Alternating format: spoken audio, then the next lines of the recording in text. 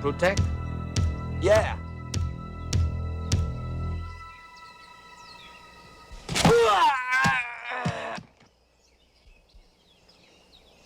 I'm okay.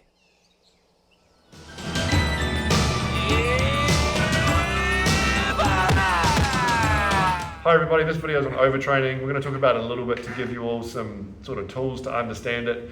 Jake and I are going to talk about it very briefly. I've also invited Jay and Maro to talk about overtraining. The clip you've just seen I haven't actually watched a lot of Jean-Claude Van Damme movies. I don't think I've ever seen an entire movie in one go. But the hilarious thing about that clip is there is some parts of certainly Thai kickboxing where they will actually spend time working on a tough core. I don't know whether they actually drop coconuts on people's stomachs from the tops of trees, but it kind of illustrates some of the points we're talking about here. Is it's like you can do things to train, and at some point you have to decide whether they're healthy or unhealthy, and we're going to try and give you a bit of a framework for thinking about that, and is going to work with the way that your life is. We're here to help you establish healthy habits, right? And like Hamish has said, just around building a framework as to what that actually looks like.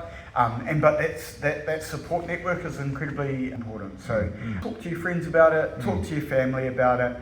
You also have us here if you want to talk to us about it. And yeah, just lean on the people around you. And if you feel like it's getting to a point of being an unhealthy habit, let us know, or let your support network know, and hopefully we can work through it together so that you stay. Absolutely, because the people that you have good relationships with and that you value, they're the ones that you care about, and they're the ones that you should be asking about this stuff. And if they're all telling you to ask some more questions, then that's a good time to do that. And they're the ones that care about you. Exactly. So, and you want them to keep caring about you, not never seeing you and then completely losing that relationship. I'm going to go over 4 kinds of overtraining. They're not too complicated. They sound a little bit technical when you give the terms, but there's a functional overreach, which you could say is a planned form of overtraining. There's a non-functional overreach, which is when you go a little bit further than that, it's impacting you for a longer period of time and maybe you don't want that. Then there's overtraining syndrome, which we're not really going to talk about much, but you need to know that's when your whole system starts crashing and you can be out for like months and years even. And then I'm also going to introduce the idea of holistic overtraining, which is looking at overtraining outside of your work in the gym. There's really 2 main questions with overtraining. One of them is in the realm of what you're doing. So if you're in the weights room, you're asking the question, is this impacting my training in this area? And that's sort of more about the short-term stuff, but can be about the longer-term stuff. And then the more holistic question about overtraining you should also be asking yourself is it impacting other areas of my life? So those are the 2 big questions. You don't need to remember the technical stuff. As long as you remember those 2 questions, that's a good place to start. Cool. Awesome. I have Jay and Maro here to help out. And so welcome guys, thank you very much for being willing to do this. My belief on overtraining, it is when you train 2 to 3 times of the same muscle group or exercise in a week that can restrain you. Mostly like trying to train yourself to make yourself like stay in a good shape. Yeah. Me as an athlete, I like train my legs, arms, shoulders, backs. Yep.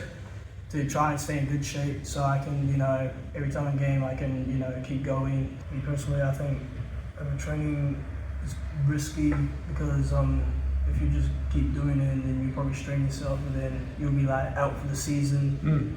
Yeah, that's a really good point. If you then get injured, that impacts your capacity to continue playing, right?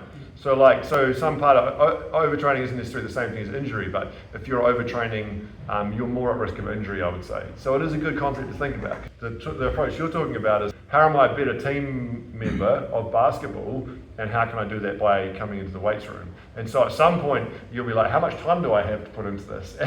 Is there any negative consequences of doing this?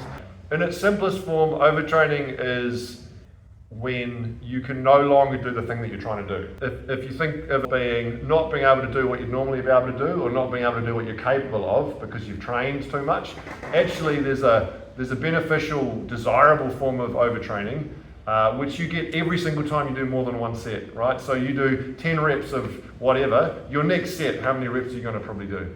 5. Right, well, hopefully not 5. If you're doing about 50% of what you're capable of, that's usually time to stop in a given day. But yeah, you'll definitely be doing less reps, right? So you're instantly in an overtraining scenario at that point. But you can think of overtraining on a time scale, right? short-term overtraining is actually something that you want to some extent because you're physiologically breaking your muscles down, then you want them to grow. And so you can have a short-term bit of overtraining where in your second set, you can't do as many reps. And that definition I gave you for overtraining before is when you can no longer do what you're capable of doing, that fits in that definition. Suddenly you're doing 5 reps when maybe you're capable of doing 10. You know, so there's a name for that, which is just called, technically it's just called functional overreach. And it's when you plan a form of overreach or you plan a form of decreasing performance so that you can get better at something. And in the case of muscle growth, it's obvious how that works. And that's something that you want. Now, if you extend the time frame longer and you're like,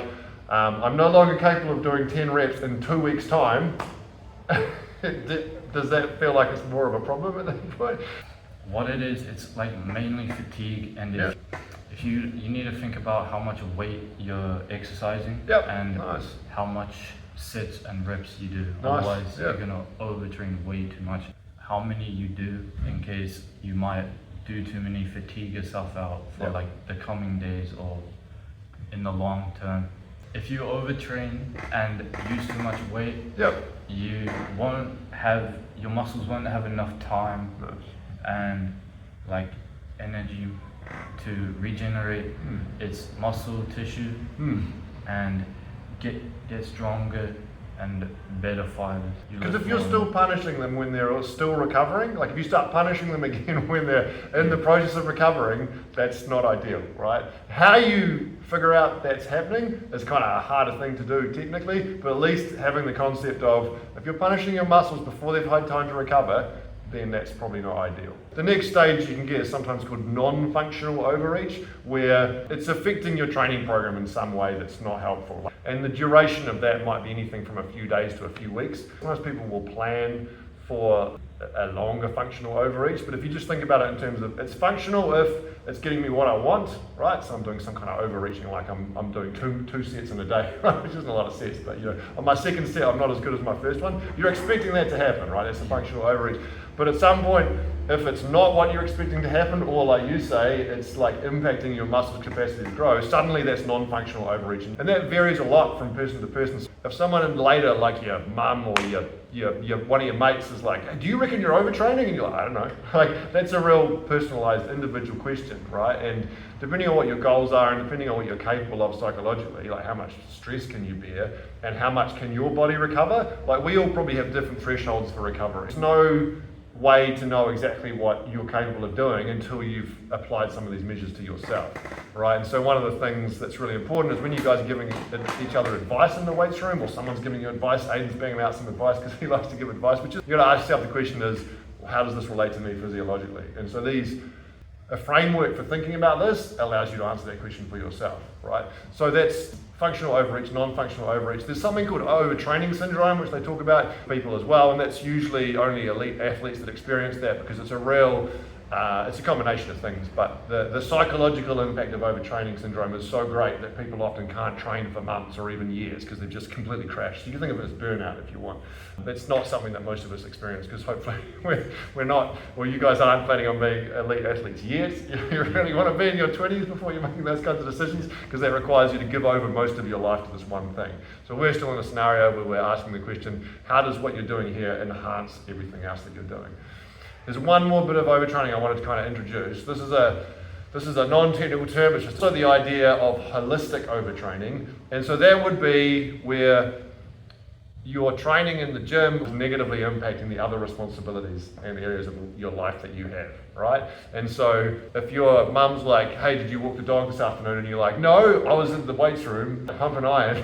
And it's useful as its own category because you could be actually quite functional in terms of getting more jacked, but actually if you're not walking the dog or if you're not doing your responsibilities, or like for me it might be, am I getting home on time to have family time, or am I cranking out some extra sets at the weight room? It's like, no, that's like a kind of a holistic form of overtraining. So that's just the question of, is there other responsibilities in your life that are important, or other areas of your life that you also need to be paying attention to that aren't being paid attention to because this thing's kind of taking over?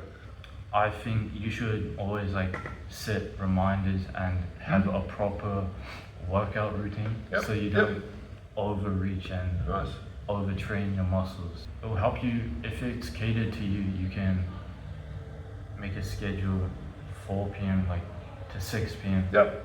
Make a strict timeline where you get to the gym and then get home by, so you don't miss out on important stuff and Nice.